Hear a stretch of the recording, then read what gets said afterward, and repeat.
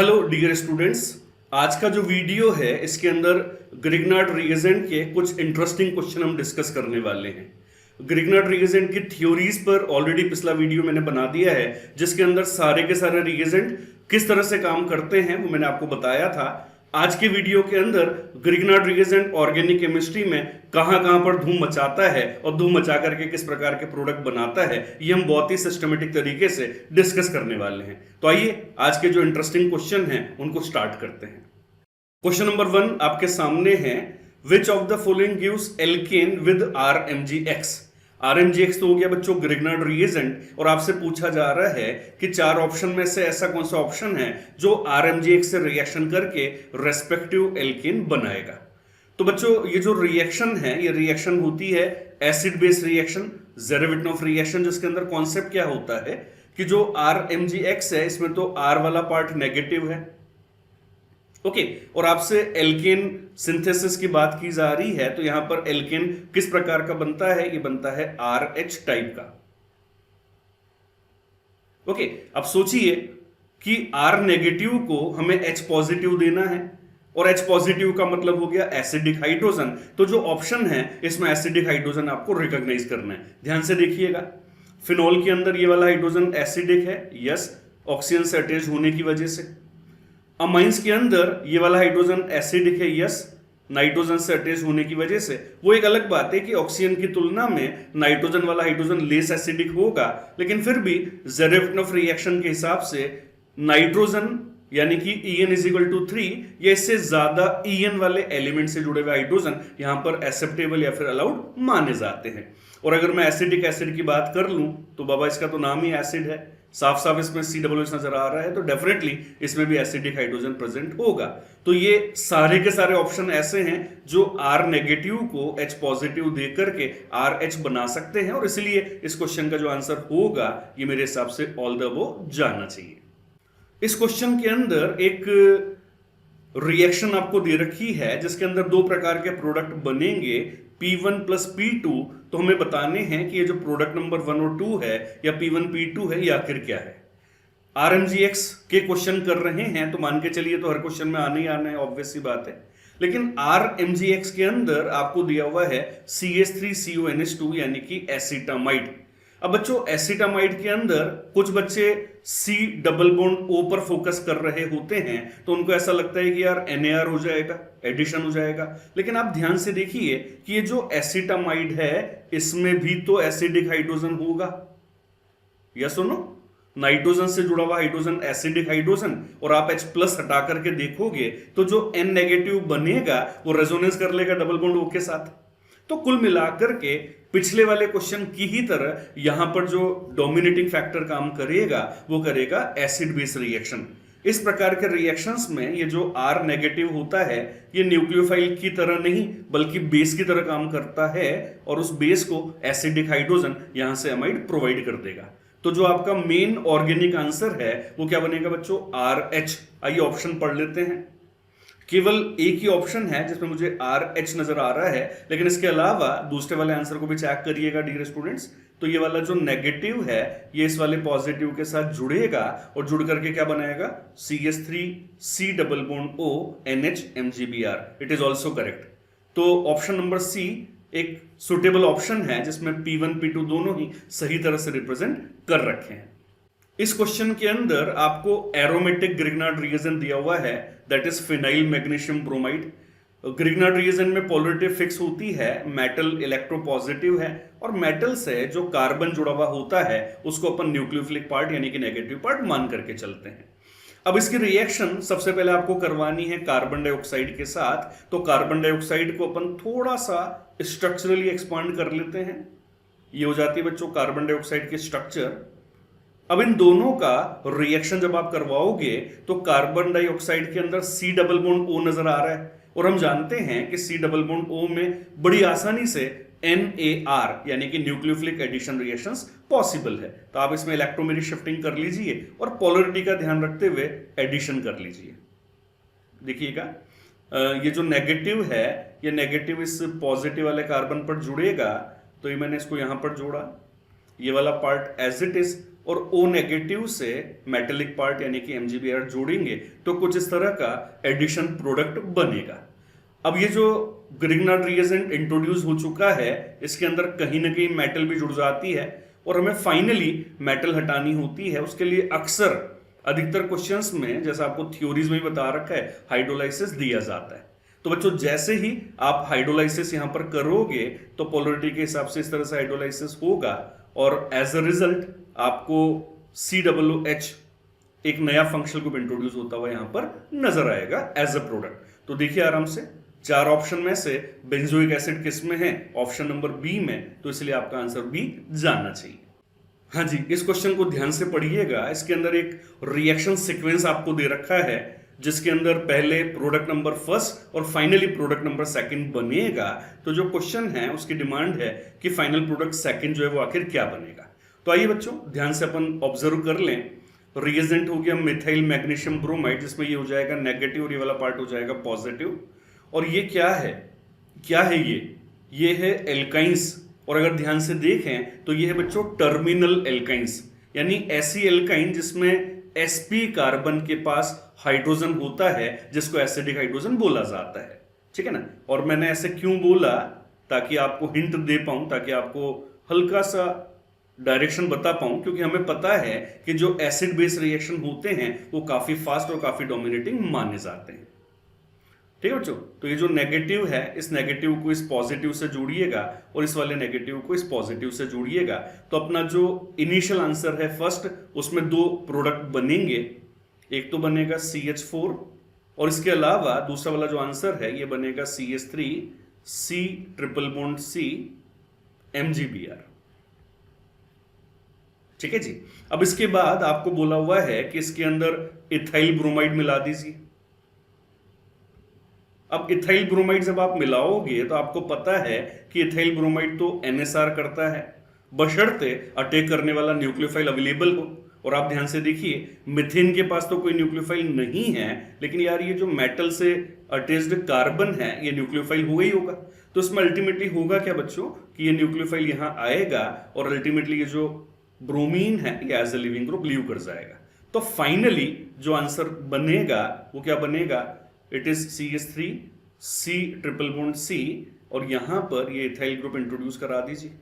तो जैसे ही ethyl introduce हुआ तो एक प्रकार की अनदर एल्काइन, हायर एल्काइन, ये ज्यादा कार्बन वाली एल्काइन बनती हुई नजर आएगी। मिला लीजिए ऑप्शन को टोटल कार्बन का ध्यान रखते हुए। तो मेरे ख्याल से जो ऑप्शन नंबर बी है वो यहां पर सुटेबल आंसर नजर आ रहा है। इस क्वेश्चन के अंदर ध्यान से ऑब्जर्व करिए बच्चों, आपको एक डाई हैलाइड दिया हुआ है, ओके, और उसकी रिएक्शन आपको फिनाइल मैग्नीशियम ब्रोमाइड से करवानी है और जो प्रोडक्ट P बनेगा वो आपको पहचानना है कि P आखिर क्या बनेगा। अब आप ध्यान से देखिएगा कि होने को तो एक डाई हैलाइड है, लेकिन दोनों हेलोजन में एक टेक्निकली डिफरेंस नजर आ रहा है ऑर्गेनिक केमिस्ट्री के पॉइंट ऑफ व्यू से। और वो डिफरेंस ये है कि यार ये जो राइट हैंड साइड वाला ब्रोमीन है ये तो रेजोनेंस कर लेगा इस तरीके से, और रेजोनेंस बच्चों अगर ये कर लेगा तो यहां पर वास्तव में पार्शियल डबल बॉन्ड आ जाएगा, है ना। और आप जानते हैं कि नॉर्मली जो एल्किल हैलाइड होते हैं उसके अंदर कार्बन हेलोजन के अंदर सिंगल बॉन्ड होता है जो बड़ी आसानी से टूट जाता है और NSR पॉसिबल होती है, लेकिन यहां पर सिंगल बॉन्ड नहीं है, ये तो पार्शियल डबल बॉन्ड है। और पार्शियल डबल बॉन्ड होने की वजह से इसकी बॉन्ड स्ट्रेंथ काफी ज्यादा होगी, इवन इसको नॉट रिप्लेसेबल हाइड्रोजन माना जाता है, सॉरी नॉट रिप्लेसेबल हेलोजन माना जाता है। तो अल्टीमेटली मैं यहां पर लिख देता हूं कि this part will be unreactive over here. और अगर ये अनरिएक्टिव है तो बस आप इसकी परवाह छोड़िए और आप सिंपल जो अनदर साइट है, जो रिएक्टिव साइट है, वहां पर NSR करा दीजिए। ओके, तो जैसे ही लेफ्ट हैंड साइड वाले या सिंगल बॉन्ड वाले साइड पर आप NSR करोगे तो वहां पर ब्रोमीन के बदले फिनाइल आएगा और ये वाला एज इट इज रहेगा। ओके, तो ये वाला पार्ट हमें ऑप्शन नंबर बी में क्लियर कट नजर आ रहा है और इसलिए इसका आंसर बी दिया जा रहा है। हाँ जी दोस्तों, ये सीधा सीधा थ्योरीज का क्वेश्चन है जिसके अंदर ऑक्सीरेन आपको दिया हुआ है और मिथाइल मैग्नीशियम रिएक्ट करने को बोला जा रहा है। तो बच्चों ये जो ऑक्सीरेन होता है इसके अंदर स्ट्रेन काफी ज्यादा होता है 3 मेंबर रिंग होने की वजह से, और इसीलिए आप इसको बिंदास तोड़ सकते हैं। और ये जो RMGX है इसका यहाँ पर एडिशन करा सकते हैं एज यूजुअल पोलरिटी का ध्यान रखते हुए। तो ये जो नेगेटिव है ये तो पॉजिटिव पर आ जाएगा और ये वाला जो नेगेटिव है ये पॉजिटिव पर आ जाएगा। तो जो इनिशियली प्रोडक्ट बनेगा वो अपन लिखते हैं, ये हो जाएगा CH3 CH2 CH2 O MgBr। ठीक है ना, 2 कार्बन तो ऑक्सीरेन में है और 1 कार्बन मिथाइल वाला है, तो 3 कार्बन तो वो नजर आ गए और राइट साइड में क्या आ गया OMgBr। अब फाइनली इसका हाइड्रोलाइसिस आपको करना है और हाइड्रोलाइसिस में तो सिंपल है, पोलरिटी को आप जस्ट फॉलो कर लीजिए। तो जैसे ही हाइड्रोलाइसिस करोगे तो आपको N प्रोपाइल एल्कोहल बनता हुआ नजर आएगा और N propyl alcohol option number C में दिया हुआ है और इसलिए इसका आंसर C होगा। हाँ जी, इस क्वेश्चन को एक बार ध्यान से ऑब्जर्व करिए। मेरे ख्याल से एक बेहतरीन क्वेश्चन है क्योंकि यहां पर एक नहीं 2 फंक्शनल ग्रुप सबस्ट्रेट में आपको नजर आ रहे हैं। बच्चों जब भी 2 फंक्शनल ग्रुप अगर दिए जाते हैं तो आपको क्वेश्चन के लैंग्वेज का ध्यान रखना होता है और अक्सर रिएक्टिविटी का ध्यान ऑब्वियसली वहां पर रखना होता है। ठीक है ना, तो अगर अपन रिएक्टिविटी के हिसाब से सोचें तो भैया ये जो एल्कोहल है इस एल्कोहल के पास तो एसिडिक हाइड्रोजन है और अगर एसिडिक हाइड्रोजन है तो यहां पर एसिड बेस रिएक्शन डोमिनेट करेगा या स्टार्टिंग में वहां से रिएक्शन होगी। ठीक है ना, तो अपन उसके हिसाब से चलें, ये हो गया नेगेटिव, ये हो गया पॉजिटिव और यहां पर ये हो गया नेगेटिव और ये हो गया पॉजिटिव। तो इसको इससे रिलेट कर दीजिए और इसको इससे अटैच कर दीजिए। ओके, तो आपका जो इनिशियल प्रोडक्ट बनेगा वो क्या बनेगा मैं लिख करके बता देता हूं। ये वाला पार्ट तो एज इट इज, यहां पर आपको मिला O नेगेटिव या OMgBr लिख दीजिए, एक ही बात है।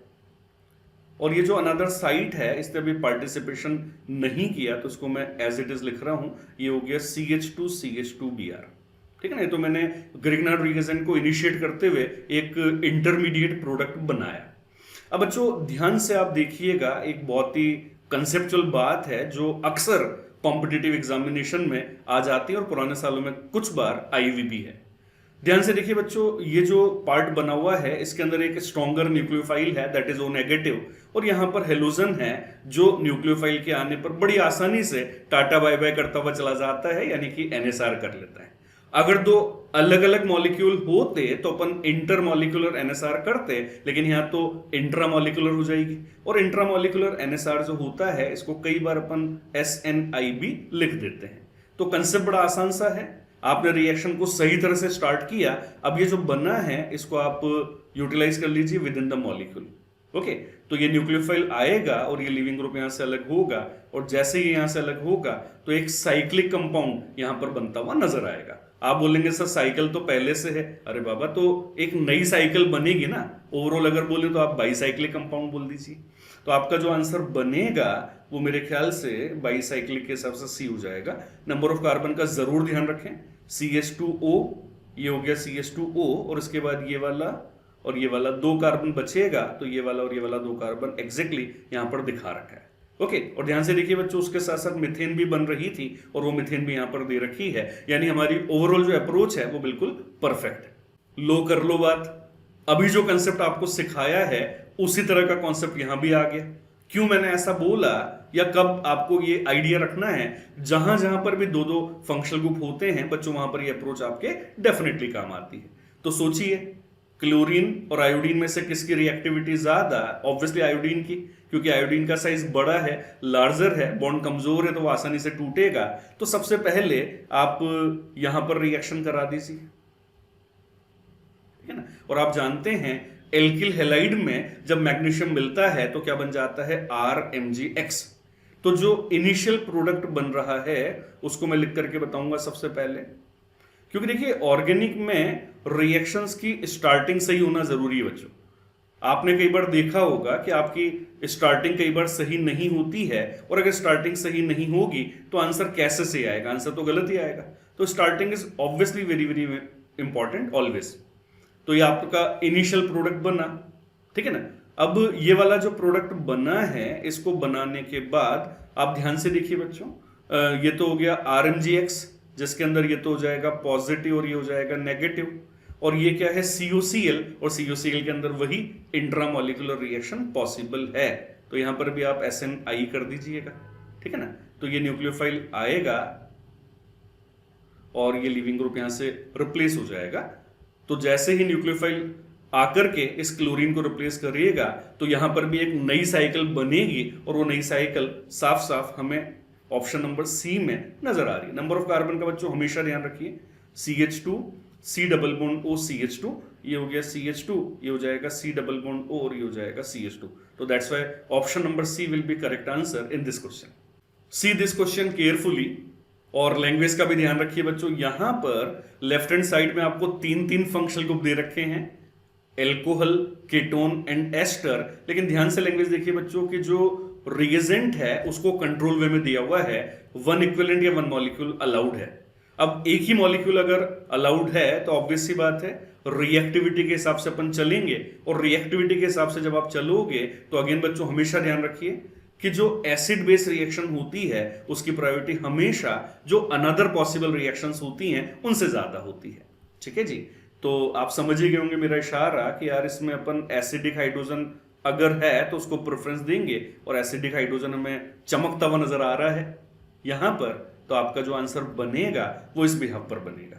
ठीक है जी, तो एक तो मिथेन पकड़ लीजिए, ये हो गया, और इसके अलावा जो नेगेटिव वाला पार्ट है उस पर MgBr ला दीजिए, ये भी हो गया। और इसके अलावा कीटोन अनरिएक्टिव था रिएजेंट की अनअवेलेबिलिटी की वजह से, एस्टर भी अनरिएक्टिव था रिएजेंट की अनअवेलेबिलिटी की वजह से, तो इसलिए आपका जो आंसर है एग्जैक्टली वो ऑप्शन नंबर सी हो जाएगा। हाँ जी, इस क्वेश्चन को देखते से आप डेफिनेटली खुश हो जाओगे, क्योंकि मैंने बोला ना कि ग्रिग्नार्ड रिएजेंट के जितने भी वेरियस क्वेश्चन पॉसिबल है वो सब इस वीडियो में आपके सामने लेकर के आया।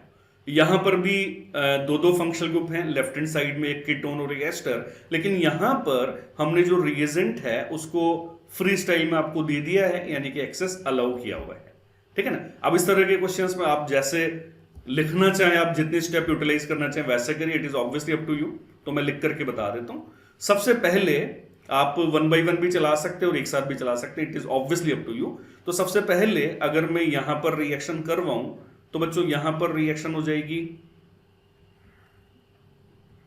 ऐसे, ठीक है ना। एस्टर के अंदर क्या होता है NSR, या इसको थोड़ा सा मैकेनिज्म के हिसाब से बोले तो हम बोलते हैं SNAE, जिसके अंदर लीविंग ग्रुप निकल जाता है, उसके बदले न्यूक्लियोफाइल आ जाता है। तो अगर मैं इनिशियल प्रोडक्ट लिख करके बताऊं तो बच्चों इनिशियली यहां पर तो बन जाएगा कीटोन, लीविंग ग्रुप के बदले मिथाइल आ गया यानी कि कीटोन, और ये वाला पार्ट एज इट इज है। ठीक है ना। तो ये तो हो गया एस्टर पे ग्रिग्नार्ड रिएजेंट का असर। अब इसके बाद आप वापस से इसमें मिथाइल मैग्नीशियम ब्रोमाइड मिला दीजिए एक्सेस में। बच्चों ये जब एक्सेस में आप मिलाओगे तो कीटोन पे ये क्या करता है NAR, न्यूक्लियोफिलिक एडिशन रिएक्शन। तो बस दोनों कीटोन हैं तो बस पोलरिटीज का ध्यान रखते हुए आप इसमें एडिशन कर दीजिएगा। लिख देता हूं आपके लिए मैं। तो ये हो जाएगा C, ये हो जाएगा OMgBr, एक मिथाइल पहले से है और एक और मिथाइल पहले से है। इसकी अगर बात कर लूं तो इसमें भी उसी तरह से आप एडिशन कर रहे हैं, तो ये हो जाएगा एक मिथाइल और ये हो जाएगा बच्चों OMgBr। ठीक है ना। और इसके बाद हाइड्रोलाइसिस आपको दे ही रखा है, और हाइड्रोलाइसिस जब आपको दिया हुआ है तो आप पोलरिटी का ध्यान रखते हुए हाइड्रोलाइसिस कर दीजिए दोनों साइड पे। और जैसे ही दोनों साइड पे आप हाइड्रोलाइसिस करेंगे तो वहां पर एक एल्कोहल बनता हुआ आपको नजर आएगा, और वह एल्कोहल मेरे ख्याल से टर्शियरी एल्कोहल है, 3 डिग्री एल्कोहल। तो ध्यान से देखिए ऐसा ऑप्शन जिसमें मॉलिक्यूलर मास अकॉर्डिंगली हो और दोनों साइड पे 3 डिग्री एल्कोहल हो, मेरे ख्याल से ऑप्शन नंबर बी में है। तो दैट्स वाई इसका आंसर ऑप्शन नंबर बी जाना चाहिए। हाँ जी, इस क्वेश्चन को ध्यान से देखिएगा। इसमें एक अनसैचुरेटेड कीटोन आपको दिया हुआ है। मैंने क्यों बोला अनसैचुरेटेड कीटोन, क्योंकि आप डबल बॉन्ड को अवॉइड नहीं कर सकते, और यहां पर तो बिल्कुल भी अवॉइड नहीं कर सकते क्योंकि जो डबल बॉन्ड है वो कीटोन के ऑल्टरनेट पर दिया हुआ है। दैट्स वाई इसमें रेजोनेंस पॉसिबल होगा। तो बच्चों इस तरह के क्वेश्चन जिसमें आपको अनसैचुरेटेड कीटोन रेजोनेंस करता हुआ दिया जाए तो इसमें आप जल्दबाजी मत करिए, बल्कि रेजोनेटिंग स्ट्रक्चर को बनाते हुए सोचते हुए आप यहां पर एडिशन करिएगा। ठीक है जी। तो ये जो माइनस है ये प्लस पे, और ये वाला जो माइनस है ये इस प्लस पे जुड़ेगा, कुल मिला के एडिशन हो जाएगा। लेकिन रेजोनेंस की हेल्प लेते हुए करिए, सिंपल और सबसे बेहतरीन तरीका इस तरह के क्वेश्चंस के लिए माना जाता है। तो आइए लिखते हैं क्या बना। PH CH2 single bond CH double bond C, ये जो ऑक्सीजन है इस पे MgBr आकर के अटैच हो गया, और ये वाला जो नेक्स्ट कार्बन है इस पे ये जो 3 मिथाइल जुड़े हुए हैं इसको एज इट इज लिख देते हैं। तो ये तो आपका स्टेप नंबर 1 हो गया। अब स्टेप नंबर 2 के अकॉर्डिंगली आपको यहां पर हाइड्रोलाइसिस करने को बोला जा रहा है। और बच्चों हाइड्रोलाइसिस बार बार आप कर रहे हैं तो एक फिक्स तरीका है, आराम से उसको फॉलो करिएगा।